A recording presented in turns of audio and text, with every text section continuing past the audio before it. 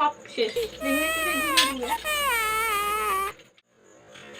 Oh my god. শেষ।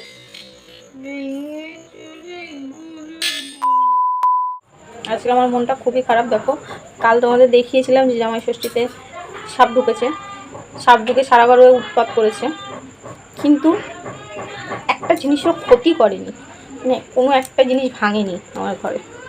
কিন্তু আজ জামাই ষষ্ঠীর পরের দিন দেখো সন্ধ্যেবেলা আবার ঘরে সাপ ঢুকেছে। যে সাপটা ঢুকেছিল ইঁদুর খেয়েছিল ওই সাপটা নয়, আর একটা নতুন সাপ ঢুকেছে। সাপটা ঢুকে আমার বিয়ের বাস, মানে বিয়েতে পাওয়া একটা খুব সুন্দর ফুলদানি ছিল, আমার পছন্দের, খুব পছন্দের ফুলদানি ছিল। ভেবেছিলাম যে ফুলদানিটায় একটু জল দিয়ে জ্যান্ত গোলাপ রাখবো, কিন্তু আশাই থেকে গেল। দেখো সাপটা ঢুকে কীভাবে আমার ফুলদানিটা ভেঙে ফেলেছে। আমার সত্যি মনটা খুব খারাপ হয়ে গেছে। তো দেখো, চলো ঘরে যাচ্ছি, চলো দেখো সাপে কী করেছে।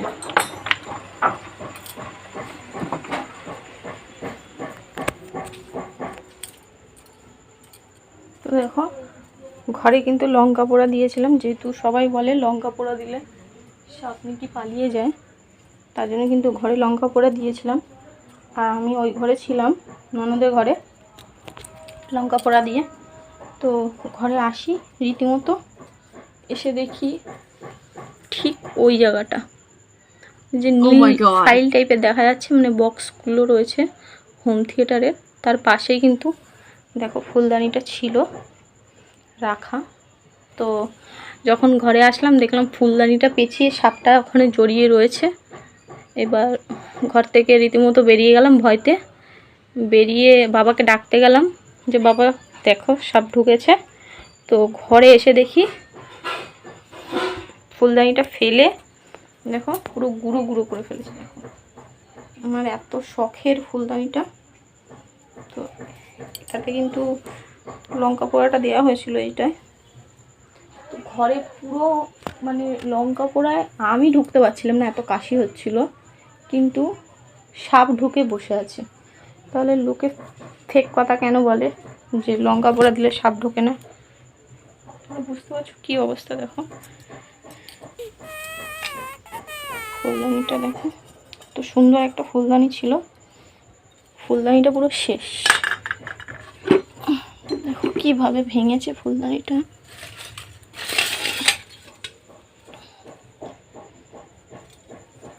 শখের ফুলদানিটা পুরো শেষ করে দিল সাপে। কান্না মাথা ঠিক থাকে। আর সবথেকে ভয়ের বিষয় হচ্ছে ফুলদানি ভেঙেছে তাও ঠিক আছে, এবার রাতের বেলা যখন বাচ্চাদেরকে নিয়ে থাকবো তখন যদি আবার সাপ এসে বিরক্ত করে, সেটাই কি হবে। এই যে ফুকোটা দেখতে পাচ্ছ, এই যে তারটা রাখা আছে, এই তারের ফুকোটা দিয়ে মানে বাবা লাঠি এনে তার সাপটাকে তাড়িয়েছে, এই ফুকোটা থেকে কিন্তু বেরিয়ে গেছে সাপটা। এই যে ফুকোটা দেখতে পাচ্ছ, এখান থেকে বেরিয়ে গেছে। তো যখন নতুন ঘর করছিলাম তখন আমাদের এখানে মানে দেয়াল ছিল, দেয়ালটার গাঁথনিটা ভাঙার সময় অ্যাডবেস্টারটা ভেঙে যায়। তো তার উপরে টিন দেওয়া আছে, জল ঢোকে না এখান থেকে, বাট সাপ ঢুকে যাচ্ছে। কী অবস্থা, সাপ ঢুকছে সাপ বেরোচ্ছে, এখনও ঘরে মানে লঙ্কা পোড়ার গন্ধ। আর দেখো সাপ ঢুকে সব শেষ করে দিল। আমার এতদিনের ফুলদানিটা যত্ন করে রেখেছিলাম, শেষ। আমার তো ঘরে ঢুকতেও ভয় লাগছে রীতিমতো সাপের জন্য। যাই হোক, খুব কষ্ট নিয়ে আজকে ভিডিওটা করলাম, মন খারাপ নিয়ে। জানি না রাত্রেবেলা আবার ঢুকবে কি না। তো সত্যি বন্ধুরা খুবই মন খারাপ, যেহেতু ফুলদানিটা পুরো শেষ। দেখো কীভাবে ভেঙেছে, ফুলদানিটা পুরো শেষ করে ফেলেছে। একটু আগে আমি দেখে গেলাম ফুলদানিটা ভালো, এখন ফুলদানিটা ভেঙে গুঁড়ো গুঁড়ো করে দিয়েছে সাপে, শেষ। আর ঘরে ঢুকলেই একটুকুনি আওয়াজ হলেই মানে ভয় লাগছে, এই বুঝি সাপ, এই বুঝি সাপ। রাতেরবেলা ঘুমাতে গেলেও ভয় লাগবে। আর একজন এসে খোঁজাখুঁজি করছে সাপ আছে কিনা। আমার এতদিনের ফুলদানিটা শেষ।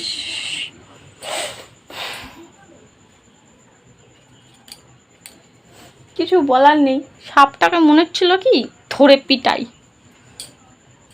শালা। তো টাটা বাই বাই, পরিষ্কার করতে হবে ঘরটা, আবার ক্লিন করতে হবে। তো ঘরটা পরিষ্কার করে নিই। পরিষ্কার করে আবার ফিরে আসছি।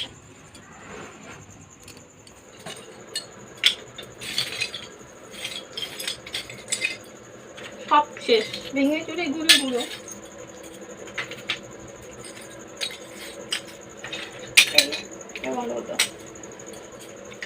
বন্ধুরা ঘরটা ক্লিন করে ফেলেছি মোটামুটি। এই দেখো যেখানে ভাঙা ছিল সব ভাঙাগুলো তুলে ফেলেছি। এখন চাই একটু ওয়াশরুমে, পুরো গায়ে ধুলো মুলো ভর্তি হয়ে গিয়েছে। আর তোমাদের একটা জিনিস দেখানোর আছে, তো চলো তোমাদের ওটাও একটু দেখিয়ে দিই। এই যে এটা দেখতে পাচ্ছ, এটা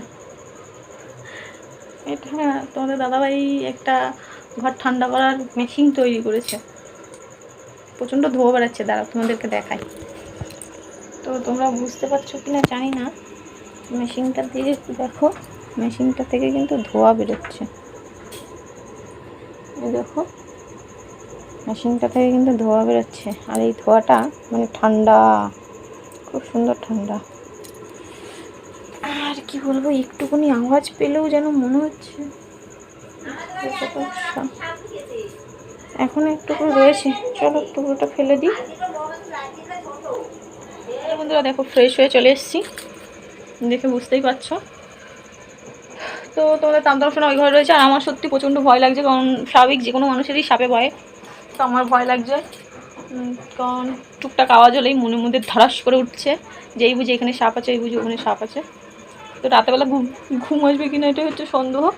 তো দেখো আমার ঘরে এই যে পাইপগুলো আছে, সাপ কিন্তু ওখান থেকে পাইপ বেয়ে আসছিলো, তো পাইপ বেয়ে তো খাটেও চলে আসতে পারবে, এই যে বিছনাতেও তো চলে আসতে পারবে পাইপ বেয়ে, তার জন্য ভয় লাগছে। যাই হোক আজকের ব্লগটা এইখানেই শেষ করলাম। ভেবেছিলাম আজকে কোনো ব্লগ করবো না, বাট এই সাপের জ্বালায় ব্লগটা করতেই হলো, কারণ ফুলদানির শেষ স্মৃতিটা আমি ক্যামেরাবন্দি করে রাখতে চাই, তার জন্য ব্লগটা করলাম, নাহলে কোনো ইচ্ছাই ছিল না ব্লগ করার আজকে। তো যাই হোক সবাই সুস্থ থেকো, ভালো থেকো, এই কামনা করে আজকে ব্লগ আমি এখানেই শেষ করলাম। টাটা বাই বাই, সবাই ভালো থেকো। বাট আমি ভালো নেই আজকে, আমার মন খারাপ। দেখো বন্ধুরা কেন সাপ ঢুকবে না, ওই উপর থেকে একটা বড়